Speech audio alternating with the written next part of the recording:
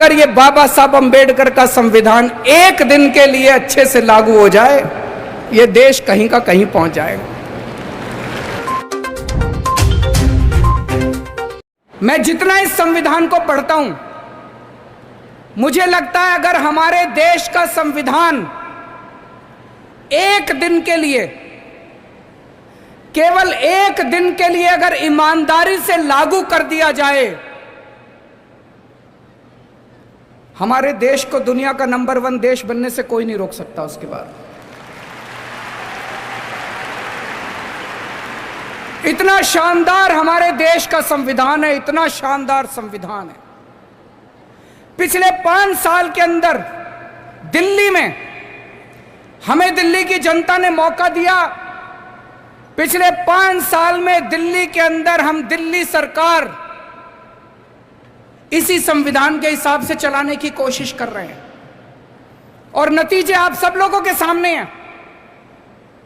संविधान में लिखा है बराबरी का अधिकार होगा।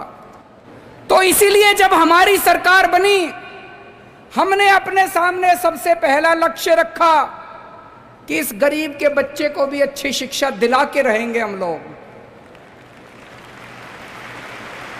दिल्ली में जो भी बच्चा दिल्ली में पैदा होगा, चाहे वो गरीब का बच्चा हो चाहे अमीर का बच्चा हो, सबको अच्छी शिक्षा मिलेगी, सबको एक जैसी शिक्षा मिलेगी। दोस्तों, बाबा साहब अंबेडकर का एक सपना पूरा किया हम लोगों ने।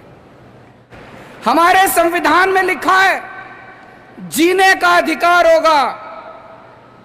पहले एक गरीब आदमी के घर अगर कोई बीमार होता था, वो सरकारी अस्पताल में जाता था, सरकारी अस्पताल में इलाज का बुरा हाल था।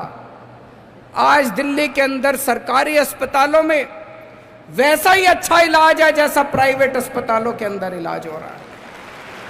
हमारे सामने बहुत सारी अड़चनें आई, जितनी भी अड़चनें आई वो इसी वजह से आई क्योंकि दिल्ली के अंदर पूरी तरह से संविधान को लागू नहीं करने दिया जा रहा।